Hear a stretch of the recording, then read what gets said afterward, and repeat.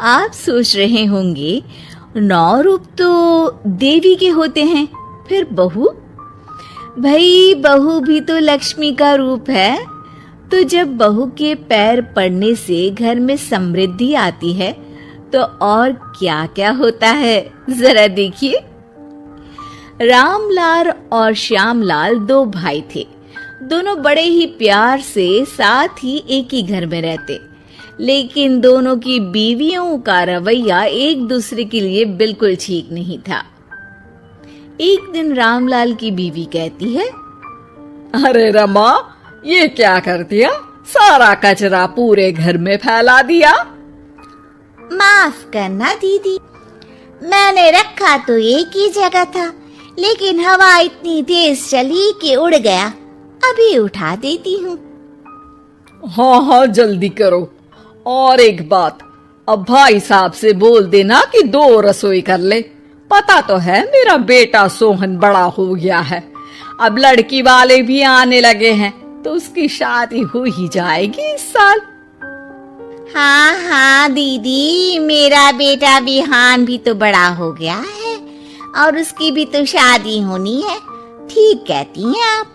अब हम ऊपर वाले तल्ले पर शिफ्ट हो जाएंगे। मैं विहान के पापा से बात कर लेती हूँ।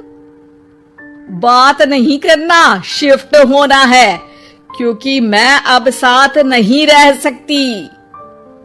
हाँ हाँ दीदी, ठीक है ना। फिर क्या, हो जाते हैं एक घर के, एक परिवार के 2 टुकड़े और 2 रसोई, दोनों के बेटों की शादी।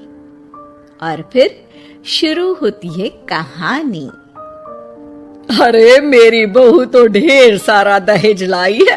ये देखो, बड़ा टीवी, एसी, कार और गहने भी।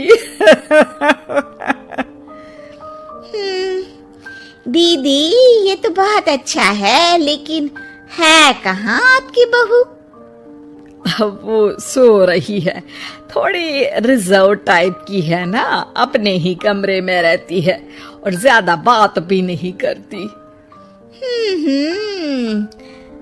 तभी रमा की बहू की आवाज आती है, माँ कहाँ है आप? जल्दी आइए, नाश्ता ठंडा हो रहा है और मुझे भी भूख लग रही है। आ रही हूँ बेटा, रुक। दीदी चलूं क्या? ये लड़की मेरे साथ ही बैठकर खाती है, वैसे भी भूख लगाई है। ये बोलकर वो चली जाती है। तभी श्यामा की बहू बाहर आती है और बाहर की ओर जाने लगती है। अरे बहू, कहीं जा रही हो क्या? क्या है माँ जी, बिना बात के ठोका मत करो। जा रही हूँ मैं। वैसे भी मेरे पापा ने कार घर में रखने को तो नहीं दी है ना। अरे नहीं नहीं बेटा, बिल्कुल बिल्कुल, घूमो घूमो। मैं तो कहती हूँ मुझे भी साथ लेकर जाया करो, साथ ही घुमा करेंगे। अरे नहीं नहीं, मैं आपके साथ बिल्कुल भी कंफर्टेबल नहीं हूँ। वैसे भी मैं शॉपिंग में जा रही हूँ, कहाँ आपको टांगती फिरूंगी। ये बोलकर श्यामा की बहू निकल जाती है। तभी उसके कान में ऊपर वाले तल्ले से हंसने की आवाज आती है। अरे ये कौन इतनी जोर जोर से हंस रहा है? ऊपर जाती है, जहां वो देखती है कि रमा और उसकी बहू साथ बैठकर बातें कर रही होती हैं। फिर तो मम्मी जी इतना मजा आया कि मैं क्या बताऊं। हाँ हाँ बहू, सुनने में ही हंसी नहीं रुक रही। तू तो वहां मौजूद थी। तभी दोनों की नजर श्यामा पर पड़ती है। अरे ताई जी आइए ना, आइए। वो उनके पैर छूती है और फिर चाय बनाकर लाती है।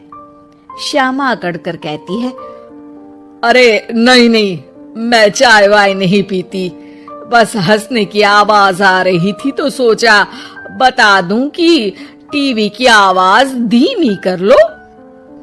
अरे टीवी, वो देखो दीदी, धूल खा रहा है, वक्त ही नहीं मिलता देखने का। बहू के साथ वक्त कैसे बीत जाता है, इसकी बातें और किस्से कहानी किसी सीरियल से कम नहीं होते। श्यामा को खुशहाल रमा को देखकर जलन होती है। हाँ हाँ, मैं तो तंग आ जाती हूँ इतनी सारी बातें करके, मुझे तो सुकून पसंद है। ये कहकर श्यामा चली जाती है। अगले दिन रमा अपनी बहू के साथ घर से जा रही होती है कि तभी दरवाजे में श्यामा उन्हें टोकती है। अरे कहाँ जा रही हो दोनों? अरे देखिए ना दीदी, इसे शॉपिंग करने जाना था। मैंने कहा अकेली चली जा, तो कहने लगी मम्मी जी आप घर में अकेले बोर हो जाओगे ना, आप भी चलो हमारे साथ। अरे अभी इस उम्र में तू कहाँ घूमेगी? अब देखते हैं दीदी, जहाँ ये लड़की घुमा दे। अब मेरी बहू भी कल गई थी कार चलाकर। हाँ। तभी रमा की बहू कहती है, ताई जी मुझे तो कार चलानी नहीं आती, लेकिन हाँ इस सुहाने मौसम में मम्मी जी को स्कूटी की सैर करा देती हूँ। श्यामा का मुंह बंद हो जाता है। वो अपने कमरे में चली जाती है जहाँ उसकी बहू बैठकर अकेली टीवी देख रही होती है। बहू तू भी कुछ बातें किया करना, मैं अकेले अकेले बोर हो जाती हूँ। तो क्या मैं यहाँ आपको एंटरटेन करने आई हूँ? देखिए मम्मी जी, मैं तो सिर्फ ये कहना चाहती हूँ कि ये टीवी मेरे पापा ने दी थी, तो ये टीवी कल तक मेरे कमरे में लग जानी चाहिए, समझिए आप? ये बोलकर वो वहां से चली जाती है।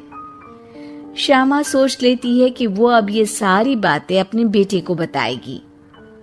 शाम को उसका बेटा जब घर आता है, अरे देख बेटा, तेरी बीवी सारा दिन अपने कमरे में रहती है, न बात करती है न चित।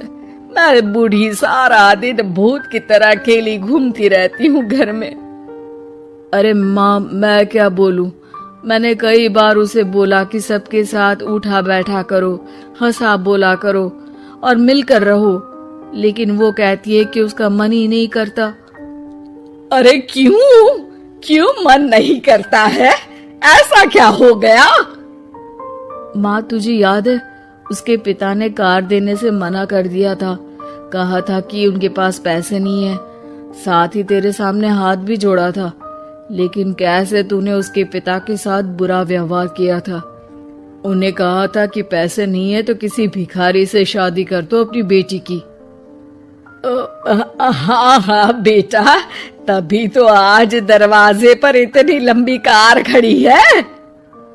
बस माँ, तो अब तू उस कार से ही बात कर और उससे मन लगा, क्योंकि पिता के आंखों का आंसू आपकी बहू के दिल तक उतर चुका है और आपकी इज्जत उसकी नजर में।